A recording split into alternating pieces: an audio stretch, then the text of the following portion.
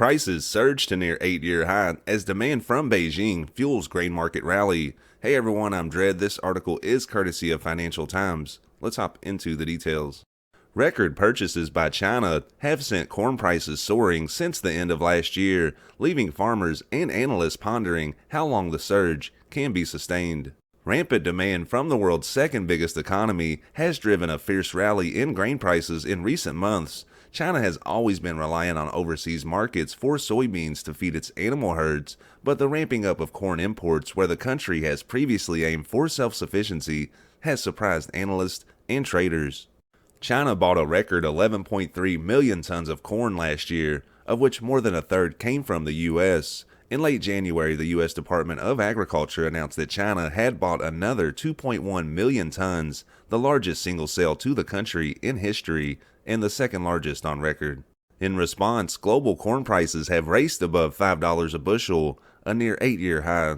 This is a watershed moment for grain markets, where new, unforeseen demand of that size was not expected, said Kevin McNew, chief economist at Farmers Business Network, an online platform for U.S. farmers. With China set to become the world's largest corn buyer this year, as well as being the top soybean importer, the big question for the sector is whether the country will stay ahead of other leading corn buyers such as Japan and South Korea. Juan Luciano, chief executive of U.S. Agriculture Traders, ADM, told analysts in late January that China would be importing 25 million tons of corn in future years. We think that reserves are much lower than what the market is reporting there, he said. But others in the industry view the rise in Chinese imports as temporary, especially if trade tensions with Washington continue, and predict that the buying could peter out once the country's depleted corn stocks are replenished. Some farmers and analysts in China see the demand as more of a cyclical issue than a structural one.